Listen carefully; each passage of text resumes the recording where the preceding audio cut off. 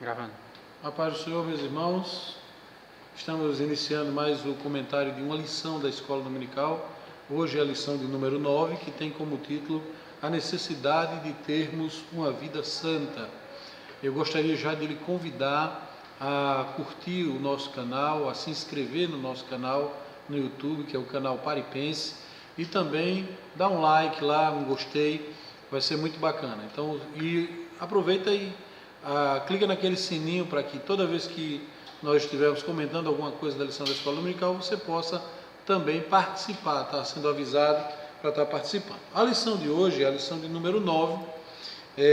Nós estamos estudando nesse trimestre o tema que é sobre a nossa fé.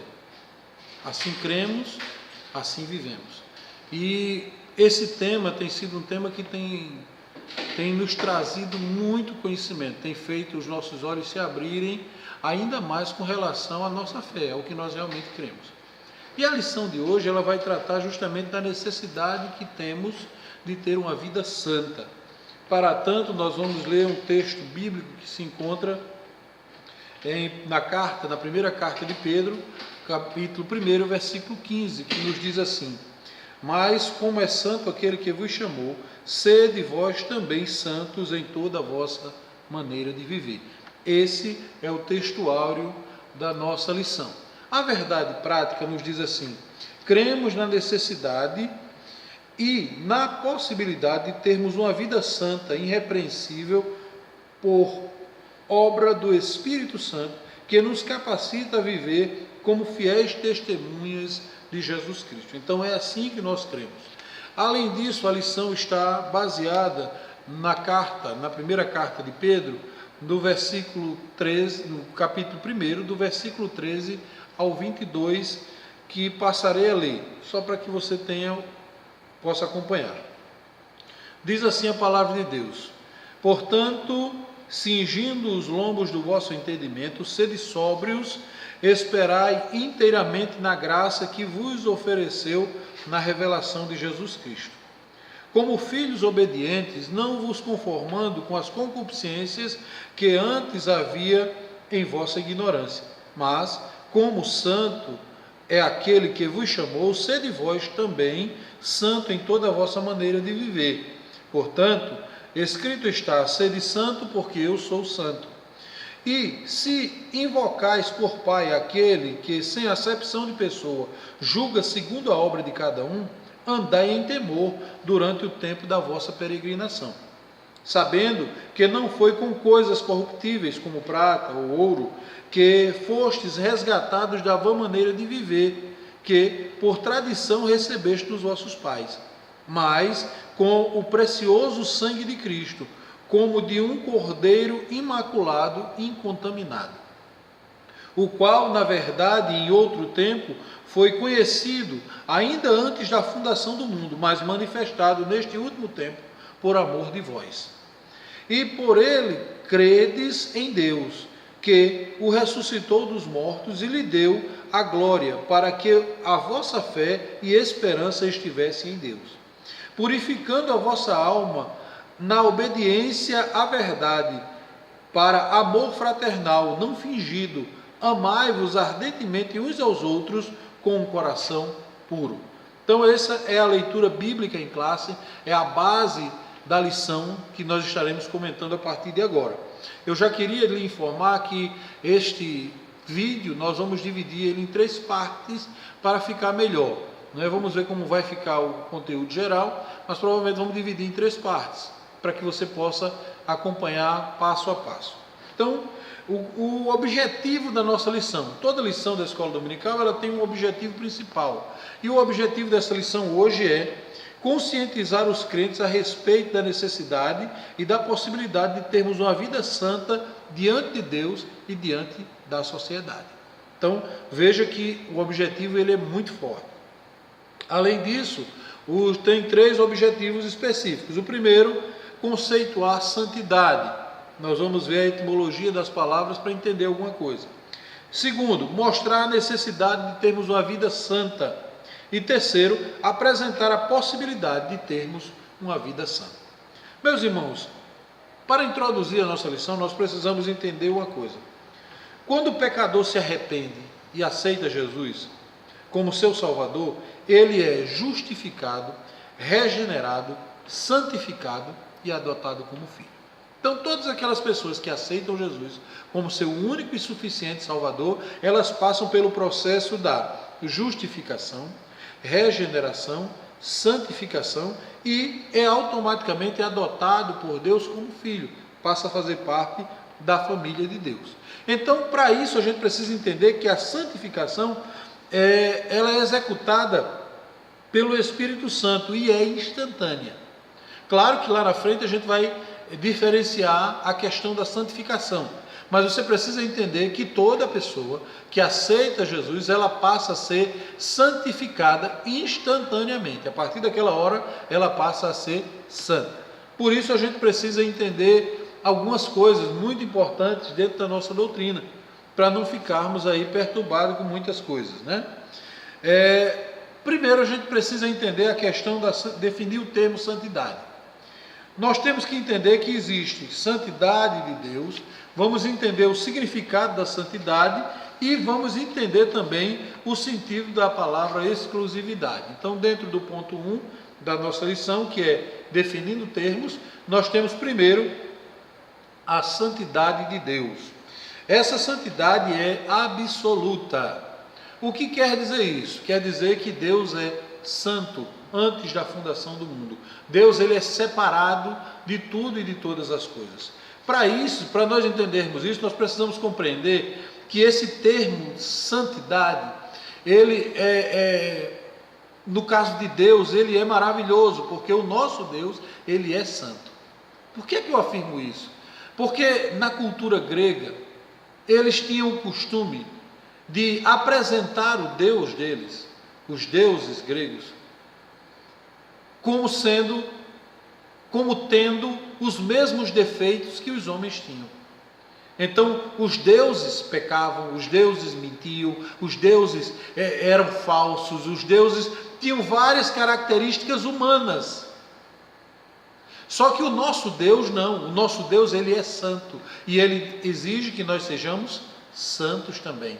Então já começa por aí a diferenciação do Deus verdadeiro, do único Deus verdadeiro, porque ele é santo, ele é separado das coisas corruptas, da mentira, do engano, de todas essas coisas, porque ele é santo em sua essência e ele é absolutamente santo, não tem mistura. Santidade é uma característica fundamental de Deus. A gente pode ver isso lá em Isaías, no capítulo 6, versículo 3, que você vai ver quando Isaías teve uma grande visão e ele viu Deus sentado no seu alto e sublime trono, né? E os querubins cantavam, louvavam a ele por cima do seu trono. Com 2 asas voavam, com 2 cobriu o rosto e com 2 cobriu os pés. E dizia o tempo todo: Santo, Santo, Santo é o Senhor dos Exércitos. Então, por aí você já percebe que Deus, ele é magnífico em santidade, ele é santo absolutamente. Essa santidade, ela é a plenitude gloriosa da essência moral de Deus, que existe nele e que nele se originou, não tendo sido derivada de ninguém. Não há santo como nosso Deus, conforme diz 1 Samuel, capítulo 2, versículo 2. Então a gente percebe que a santidade de Deus não veio de alguma outra pessoa, de algum outro referencial. Ele é santo em si mesmo, só ele é santo exclusivamente. Por isso que ele é absoluto em santidade. Só que a gente precisa entender o significado da palavra, né? O que é que significa isso? O verbo hebraico, kadash, ser santo, e seus derivados, santo, santificar, dedicar, consagrar, no Antigo Testamento significa separar, quando aplicado na religião de Israel, com a ideia de separar para Deus, retirar do uso comum, tal como pode ser visto em Levítico 10:10. A gente também pode perceber isso em Levítico 17, versículo 14, versículo 16, quando eram separados casas, utensílios, o templo, o ouro, o templo, todas as coisas eram separadas para Deus. Então o termo santo era usado justamente para isso, que quer dizer separado para Deus. No Antigo Testamento era usado dessa forma. Já no Novo Testamento ele tem uma tradução diferente, ele é chamado de Hagios, que quer dizer santo, palavra adotada pelos escritores do Novo Testamento. É de certa forma parecido, mas ele quer dizer o quê? Purificar. Purificar. Então, santo quer dizer purificado, separado, no Novo Testamento. Todas essas palavras, elas nos levam a entender a exclusividade. O que é isso? Dizer que qualquer coisa, ou objeto, ou pessoa consagrada, separada ou dedicada a Deus, significa dizer que ela pertence somente a Deus. Poxa, como é que a gente vai pensar isso? Deus exige que nós sejamos santos, porque Ele é santo. Isso quer dizer que nós precisamos ser consagrados para Deus, separados para Deus, uso exclusivo de Deus. E a realidade que nós vemos é outra. Nós encontramos pessoas que elas não são exclusivas para Deus, e pessoas que até banalizam as coisas que foram separadas para Deus. Vou dar um pequeno exemplo. Uma igreja adquire um instrumento, a igreja levanta, impõe as mãos e ora, consagrando aquele instrumento à casa do Senhor. Aquele instrumento, a partir daquela hora, ele passa a ser santo, santificado para as coisas de Deus. Só que aí alguém desinformado começa a usar esse instrumento para coisas que não são da vontade de Deus, que não agradam a Deus. Isto é, tirar a exclusividade de algo que é somente de Deus. Então você imagine, você é templo e morada do Espírito Santo, mas da sua boca saem palavras torpes, da sua boca saem músicas mundanas, do seu pensamento saem pensamentos impuros e atitudes impuras. Como pode ser isso se você foi separado para Deus? Quando a gente fala de separado, de santo, a gente não está falando, meus irmãos, de perfeito, porque é algo que a gente vai entender mais na frente. Nós não estamos falando de perfeição, nós estamos falando de separação. Quando você aceita Jesus, você é justificado, você é regenerado e você é santificado. A partir daquela hora você passa a ser santo. A regeneração é um processo que vai acontecendo dentro da sua vida. Você vai abandonando as velhas práticas, você vai se tornando outra pessoa, você vai mudando as suas características, tipo, se mentia, não mente mais, se roubava, não rouba mais, se enganava, não engana mais, se vivia na prostituição, abandona a prostituição, abandona esse pecado que é uma abominação ao Senhor. Muda sua atitude, sua postura, seu jeito de andar, seu jeito de falar, seu jeito de vestir, muda as suas características, porque você está separado para Deus. É lamentável hoje nós encontrarmos pessoas que estão fazendo para si os seus próprios deuses, a sua própria doutrina, o seu próprio ensinamento, e vivendo de qualquer forma, de qualquer maneira, achando que Deus não quer exclusividade. Esse é o grande engano, porque Deus exige exclusividade, santidade na vida daqueles que entregam a sua vida para Ele.